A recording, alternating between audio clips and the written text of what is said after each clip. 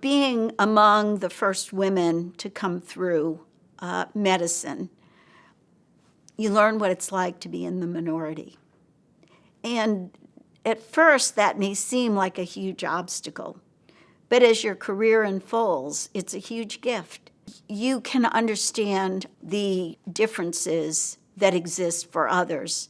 And what I saw were everyday people who were smart, who were talented, and who didn't always have a chance the way that others did. And what that does for me in my role now is it allows me to see that there's greatness in everyone. I think the answer lies in loving what you do. Because when you love something or when you see something that really needs to be done, the secret sauce is the passion that you have to do that work. And we all see this in medicine. We see people who started off in other careers and later in their lives come to medicine because all along they had this passion. So if you want to achieve a certain kind of life, you have to be thoughtful about how you make decisions. And this is what I tell my daughters. When you have a decision to make and you've considered all the pros and cons, which we do, and if you get to the point where you cannot decide whether it's to buy a car, who to marry, which house to buy, which school to go to, and you've narrowed it down to two and you cannot decide, there's a litmus test that always works for me. And that is to forget all the details, to take the two and ask yourself, which of these would I be choosing out of courage? And which would I be choosing out of fear? And if you always choose courage, you will have no regrets. One of the things that a leader needs, that's the ability to take intelligent risks. I came here to be the new dean of a new medical school that would anchor a new medical city.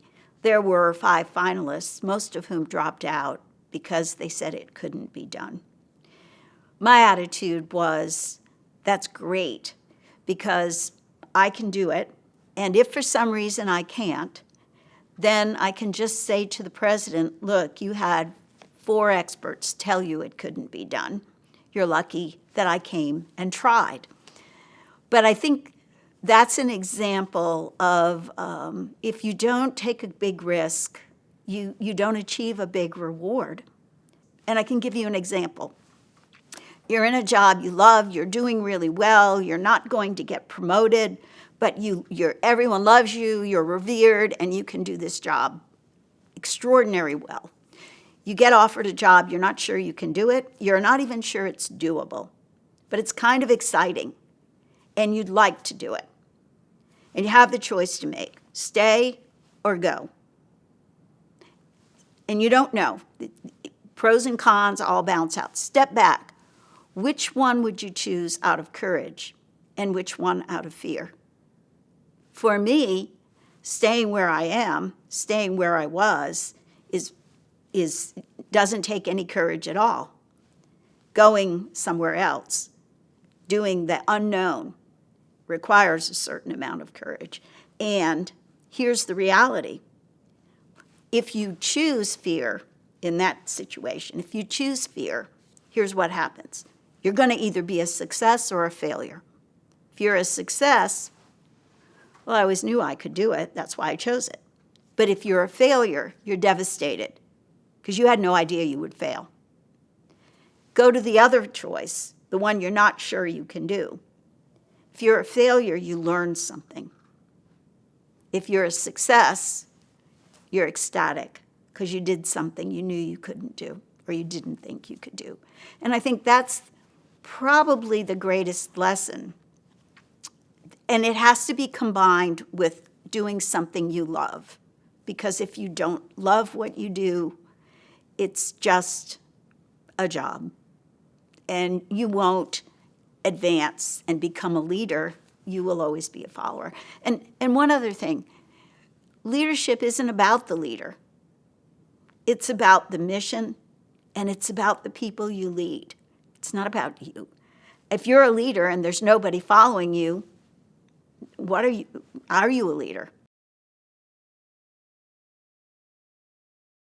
There are different levels of development.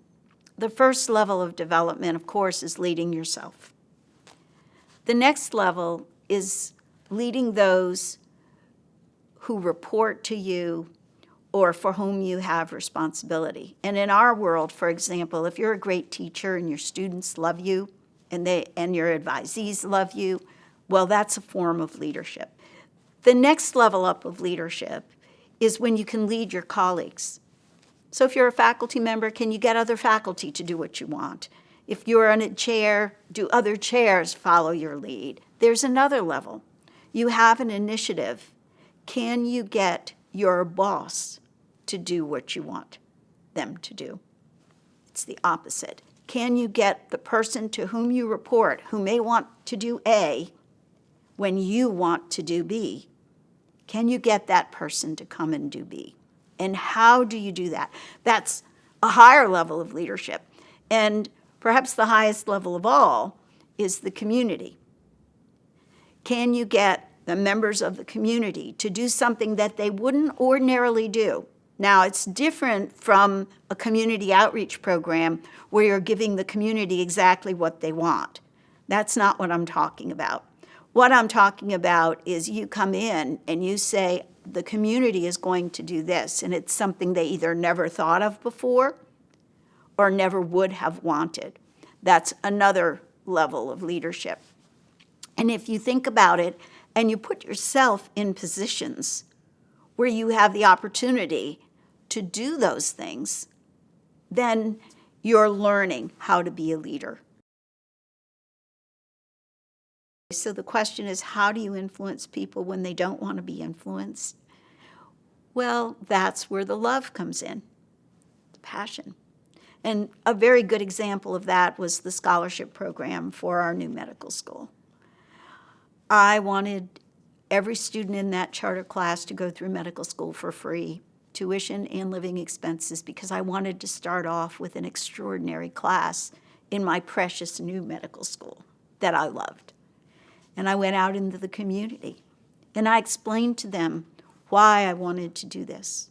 I shared with them that I had had such a scholarship when I was a student, and it was a way for me to pay back and to create something beautiful in our community. And we ended up with more scholarships than we were approved for students. So I had to actually admit an extra student to the class in order to support all the donors. Now, this community didn't know that they wanted to give a lot of money to medical student scholarships. But you convince people to do the things by showing them why and how it's the right thing to do. Because we all want to be part of something that is good and right. The pandemic has created all kinds of opportunities for urgency and what you might call war. In our education, we've had to convert our classrooms to virtual. Our research labs have had to be reinvented so that people could be safe. And of course, we went from almost all in-person clinical visits in our practice to telemedicine, and now a mixture of both. And all of that required, within a week's time, completely transforming what we do. A key element in our success was the delegation of responsibility to the individuals who do the work. I did not change the curriculum when we went to virtual. It was the course directors, the module directors, those who were teaching, coming together and determining how each course could be best taught in a virtual environment and which ones couldn't be, and where the students needed to be given the appropriate PPE. The same thing with research, getting the leaders of the laboratories together to determine what needed to happen for the safety of everyone. And of course, the same in the clinic. Knowing when to delegate is critical to the success of any leader. And having a team in place where you feel comfortable delegating, you know that they have what it takes to face the challenge. I get back to the concept of your own personal mission. If your work lines up with your own personal mission, you'll be successful.